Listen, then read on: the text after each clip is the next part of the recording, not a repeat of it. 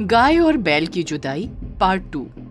धेनु अपने घर आ चुकी थी और अपने पिता से आकर कहती है, पिताजी जैसा आप कहेंगे मैं बिल्कुल वैसा ही करूंगी।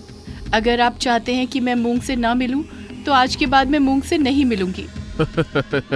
शाबाश मेरी बच्ची, मुझे तुमसे यही उम्मीद थी।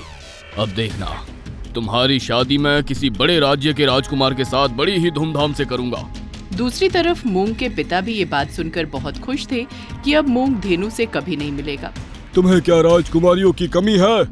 अरे तुम जैसे होनहार राजकुमार के लिए एक से बढ़कर एक राजकुमारियां शादी करने के लिए कतार में खड़ी हैं। फिर ऐसे ही दिन बीतते गए। दोनों ही राज्यों में पहले से भी ज्यादा भूखमरी छा गई थी, क्योंकि खेतों में पानी ना होने की वजह से खेत बिल्कुल बंजर हो चुके थे और अनाज का एक दाना तक नहीं था, जिस वजह से प्रजा भूखी मर रही थी। ये देखकर सब बहुत दुखी थे, लेकिन अपने क्रूर राजाओं के आगे उनकी एक भी नहीं चलती थी। दूसरी तरफ ये सब होता हुआ धेनु और मूंग को देखकर बहुत बुरा लग रहा था। फिर थोड़े दिनों के बाद धेनु आकर अपने पिता से कहती है, पिताजी, मुझे अभी भी पता चला है कि नदी के उस पार के राजा कल्याण सिंह आपसे दोस्ती का हाथ बढ़ाना चाहते हैं। वो चाहते हैं कि दोस्ती करके नदी के पानी का आधा आधा बंटवारा कर ले, जिससे नदी का आधा पानी उन्हें मिल सके और आधा पानी हमें मिल सके। जो भुखमरी और सूखा पड़ा हुआ है वो दूर हो जाए। क्या? ऐसा कैसे हो सकता है? इतने सालों की दुश्मनी और मेरा दुश्मन अचानक से एकदम कैसे पिघल के मुझसे दोस्ती करना चाहता है? बेटी, क्या तुम कहीं से झूठी खबर लेकर तो नहीं आई हो? नहीं पिताजी, ये बिल्कुल सत्य है। हमारे मंत्री ने अभी अभी ये बात बताई है। इस खबर को सुनकर राजा ने उस मंत्री को बुलाया और खबर को उसके मुंह से सुनना चाहा। मंत्री ने ठीक वैसा ही बोला जैसा धेनु ने उसे बोलने के लिए कहा था। ये सुनकर कहीं न कहीं राजा कामरान सिंह बैल का मन पिघल जाता है। ये अच्छी खबर है। इतने सालों के बाद कम से कम इसकी अकल तो ठिकाने आई और सही फैसला लिया। वहीं दूसरी तरफ मूंग भी अपने पिता से यही बात करता है। पिताजी, ये बात बिल्कुल सत्य है और आपको इस बात के लिए राजी हो जाना चाहिए, क्योंकि इसमें हमारे राज्य की और प्रजा की भलाई है। जिस तरह से हमारी प्रजा हमारे खिलाफ हो गई है, ये हमारे पास मौका है कि हम अपनी प्रजा को यकीन दिला सके कि हम अपनी प्रजा का बुरा नहीं चाहते, बल्कि उनके हित के बारे में सोचते हैं। हाँ, तुम सही कह रहे हो मूंग। शायद अब यही रास्ता बचा है अपनी प्रजा और इस राज्य को बचाने का। चलो, देर से ही सही, पर उस बेवकूफ को समझ तो आया और दोस्ती का हाथ बढ़ाया। इस तरह से एक दिन निश्चित किया जाता है। उस दिन दोनों राज्यों के राजाओं का मिलन होना था। फिर नदी पर एक पुल बनाया जाता है। दोनों राजा और प्रजा एक दूसरे से मिलते हैं। पिताजी, अब अगर आप मिल ही गए हैं तो दोस्ती भी अच्छे से एक दूसरे के गले लगकर कीजिए। हाँ पिताजी, आप दोनों एक दूसरे के गले लगोगे तो आपकी इतनी पुरानी दुश्मनी एकदम से नष्ट हो जाएगी और आप दोनों में प्रेम और मित्रता का भाव जाग उठेगा। इस तरह से राजा कल्याण सिंह बैल और राजा कामरान सिंह बैल दोनों एक दूसरे की तरफ मित्रता का हाथ बढ़ाते हुए एक दूसरे के गले लग जाते हैं और अपनी दुश्मनी को नष्ट करके एक दूसरे के मित्र बन जाते हैं। ये सब देखकर दोनों राज्यों की प्रजा, राजाओं की रानियां, मूंग और धेनु की आंखों में खुशी के आंसू आ जाते हैं। सारे बहुत खुश थे कि अब नदी का पानी दोनों राज्यों में आधा आधा बटेगा। बंजर जमीन फिर से उपजाऊ बनेगी। कोई भी अनाज के बिना भूखा नहीं होगा और पानी के बिना प्यासा नहीं रहेगा। अंत में राजा कल्याण सिंह बैल राजा कामरान सिंह बैल से कहता है, राजा कामरान सिंह, जब हम अपनी दुश्मनी भुला के इतना सब कुछ कर रहे हैं तो फिर अपने बच्चों को हम दुखी क्यों करें? वो दोनों एक दूसरे से प्रेम करते हैं। क्या तुम अपनी बेटी राजकुमारी कामधेनु का हाथ मेरे बेटे राजकुमार मूंग के हाथ में दोगे? और क्या तुम मेरे समधी बनना पसंद करोगे? हाँ राजा कल्याण सिंह, मैं भी यही कहने वाला था। हमें अपने दोनों बच्चों को निराश नहीं करना चाहिए। उन दोनों की शादी करवा देनी चाहिए। ये सुनकर मूंग और धेनु बहुत खुश थे। उसी समय धेनु और मूंग का रिश्ता भी तय हो जाता है। दरअसल उन दोनों ने झूठ बोलकर अपने पिता को दोस्ती करने के लिए तैयार किया, जिससे एक तीर से दो निशाने लग गए। जिस झूठ में उनका साथ पूरी प्रजा और उनकी माताओं ने भी दिया। एक झूठ बोलने से दोनों राजाओं के बीच में बरसों की दुश्मनी खत्म हो गई और दोस्ती में बदल गई। साथ ही जो पिता उन दोनों के प्रेम के खिलाफ खड़े थे, अब वो खुद उनकी शादी के लिए तैयार हो गए। धेनु और मूंग अब बहुत खुश थे। दोनों की धूमधाम से शादी हुई।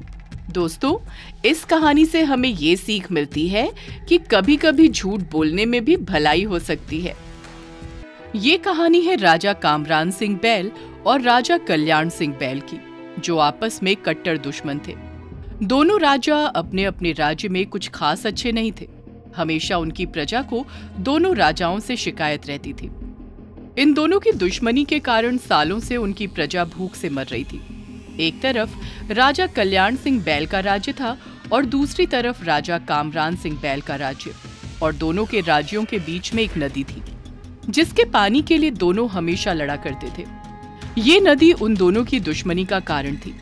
राजा कल्याण सिंह बैल कहता कि नदी मेरी है और राजा कामरान सिंह बैल कहता कि नदी उसकी है।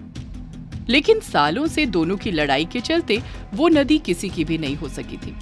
दोनों के राज्यों में खेत बिना पानी के सूखे से बंजर पड़े थे। राशन और अनाज का एक दाना भी नहीं था, जिस वजह से दोनों की प्रजा को अपने अपने राजाओं से हमेशा शिकायत रहती है।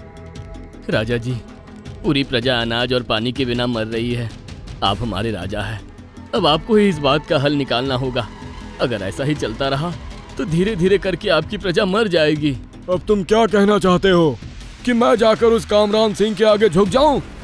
जितना मिल रहा है उतने में तुम्हारा गुजारा नहीं हो रहा है, जो चले आ यहाँ मुंह उठा के। नहीं राजा जी, मेरे कहने का वो मतलब नहीं था। दूसरी तरफ राजा कामरान सिंह बैल से भी उसकी प्रजा इस बारे में शिकायत कर रही थी और बगावत पर आ गई थी। अब तुम क्या मुझसे बगावत पर आ जाओगे? एक एक की गर्दन कटवा के फेंकवा दूंगा। तुम जैसी नीच प्रजा के लिए अब मैं क्या उस कल्याण सिंह के आगे झुक जाऊं? ऐसा कभी नहीं होगा। मुफ्त का तुम्हें जो कुछ भी राशन मिल रहा है, चुपचाप से उसे खाओ और यहाँ से दफा हो जाओ। नहीं महाराज, हमारे कहने का ये मतलब नहीं था। हमारे कहने का मतलब ये है कि अगर आप राजा कल्याण सिंह से समझौता कर लें तो शायद इस बात का कोई हल निकल जाएगा और दोनों तरफ से प्रजा भूखी और प्यासी नहीं मरेगी। मूर्ख, अब तू मुझे सलाह मशवरा देगा कि मुझे क्या करना चाहिए और क्या नहीं? सिपाहियों, पकड़ के ले जाओ इसे और काल कोठरी में बंद कर दो। नहीं महाराज, गलती हो गई मुझसे, मुझे छोड़ दीजिए, मुझे छोड़ दीजिए। राजा कामरान सिंह के इतना कहते ही सिपाही आते हैं और उसे घसीटकर काल कोठरी में बंद कर देते हैं। पीछे खड़ी राजा कामरान सिंह बैल की बेटी धेनु ये सब होते हुए देख रही थी और उसे ये सब देखकर बहुत बुरा लग रहा था। माँ, आखिर पिताजी ये सब क्यों कर रहे हैं? मुझे बहुत बुरा लग रहा है। कहीं न कहीं प्रजा भी अपनी जगह पर सही है, गलत नहीं है। बेटी, जानती हूँ ये सब गलत हो रहा है, लेकिन राजा के सामने किसी को भी बोलने का हक नहीं है। और सारे फसाद की जड़ तो वो नदी है जिसको लेकर इतनी लड़ाइयाँ हैं। अगर उस नदी का समझौता हो जाए, बंजर जमीन को पानी मिल जाए, जमीन उपजाऊ हो जाए, जब उसमें फसल हो जाएगी फिर भूखमरी भी खत्म होगी और प्रजा को भी पीने के लिए पानी मिल जाएगा, तब जाकर सब ठीक होगा। लेकिन ये तभी मुमकिन होगा जब दोनों राजाओं की दुश्मनी खत्म हो जाएगी। इनकी कट्टर दुश्मनी ने एक दिन सबको ले डूबना है। धेनु कुछ सोच में पड़ जाती है और सोचती है कि अब उस नदी को देखने वो जरूर जाएगी। फिर एक दिन की बात है, धेनु अपनी सहेली के साथ नदी देखने जाती है और नदी देखकर बहुत हैरान रह जाती है, क्योंकि नदी और नदी का बहता पानी इतना खूबसूरत था कि वो देखकर ही उसमें खो जाती है। हाय, कितनी सुंदर नदी है और इसका बहता हुआ पानी, मन करता है बस इसको देखती ही रहूं। देखो तो, इसमें मुझे अपना रंग रूप बिल्कुल आईने की तरह साफ दिखाई दे रहा है। हाँ धेनु, बहुत ही खूबसूरत नदी है, लेकिन इसकी सुंदरता को देखकर हम हमेशा थोड़ी ना यहाँ बैठे रह सकते हैं। बहुत देर हो चुकी है, अब हमें घर चलना होगा, नहीं तो तुम्हारे पिताजी तुम पर बहुत गुस्सा करेंगे। हाँ, तुम सही कह रही हो, चलो अब घर चलते हैं। धेनु और उसकी सहेली घर वापस जा ही रही थी कि तभी उन्हें नदी के दूसरी ओर से किसी की आवाज आती है।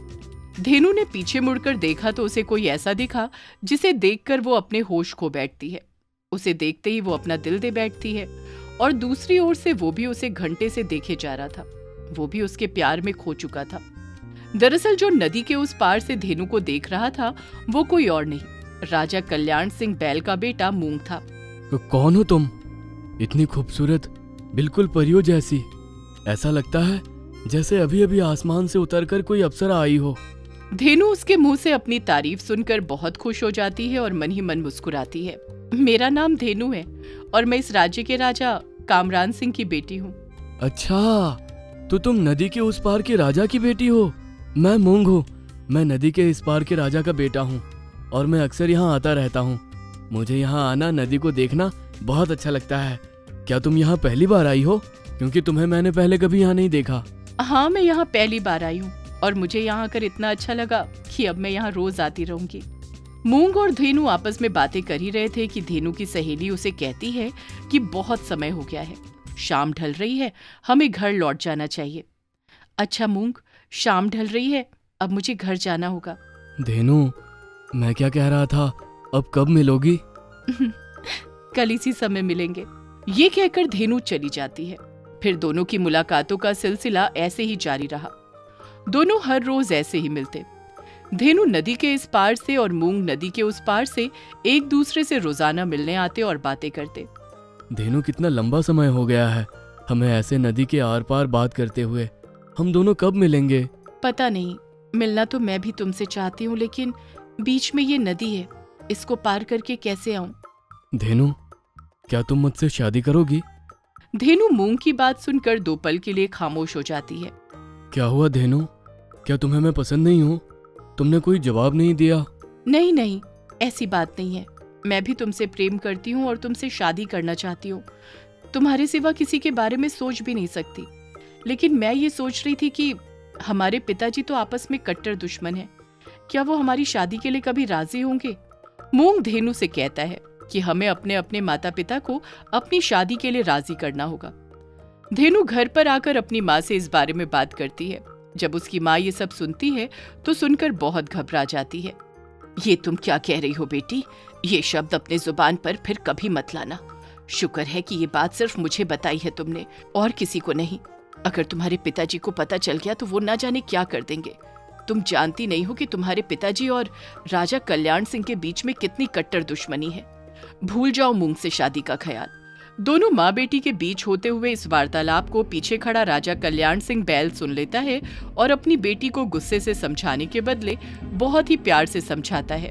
देख बेटी, मैं तुम पर गुस्सा नहीं करूंगा। तुम्हें बड़े ही प्यार से समझा रहा हूँ। तुम उस राजा कल्याण सिंह के बेटे से आज के बाद नहीं मिलोगी, जिसकी वजह से आज मेरी प्रजा मेरे खिलाफ खड़ी है। तुम उसी के बेटे से प्रेम कर रही हो, उससे शादी करना चाहती हो। भूल जाओ उसे, वहाँ तुम्हारा भविष्य कभी नहीं हो सकता। लेकिन पिताजी, मैं मूंग से बहुत प्रेम करती हूँ। उसके बिना जी नहीं सकती और उसके अलावा किसी और से शादी भी नहीं कर सकती। अब मुझे गुस्सा मत दिलाओ बेटी। तुम मेरे प्यार और लाड़ का नाजायज फायदा मत उठाओ। उसके साथ अपने भविष्य के सपने मत देखो। भूल जाओ उसे। ये कहकर राजा कामरान सिंह बैल वहां से चला जाता है। धेनु फूट फूट कर रोने लगती है। दूसरी तरफ कल्याण सिंह को भी मूंग और धेनु के बारे में भनक लग चुकी थी, जो अपने बेटे को भरी सभा में बुलाता है और उसकी कड़ी निंदा करता है। मैं तुम दोनों के प्रेम की कड़ी निंदा करता हूँ। अगर तुम धेनु से विवाह के बारे में सोच रहे हो तो ये बात सोचना भी छोड़ दो।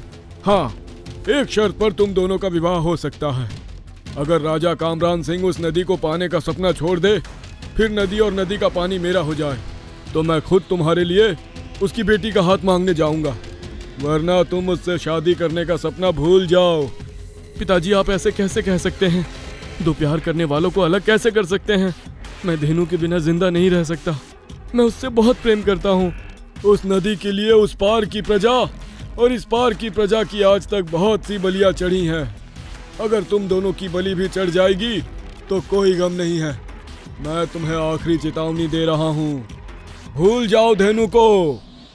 धेनु अब आखिरी बार मूंग से मिलना चाहती थी। धेनु, क्या तुम भी सबकी बातों में आकर मुझे भुला दोगी?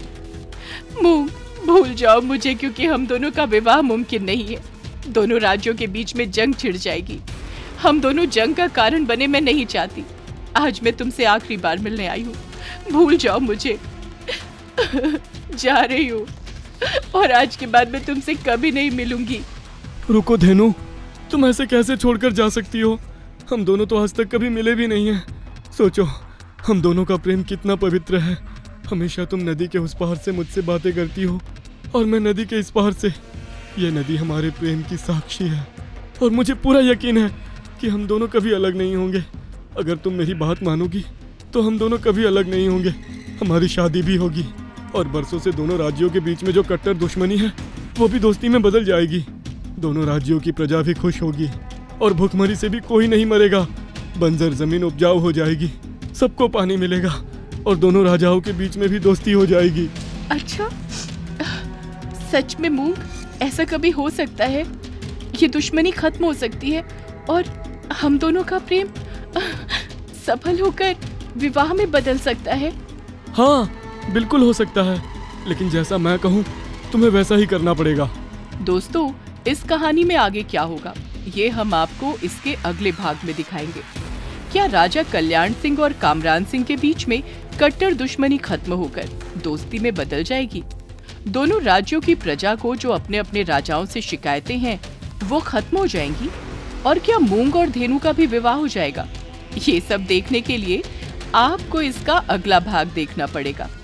यदि आप ऐसी कहानियां और देखना चाहते हैं तो हमारे चैनल को सब्सक्राइब करें और बेल आइकन पर क्लिक करें ताकि हमारी सारी नई वीडियोस आप सबसे पहले देख सकें।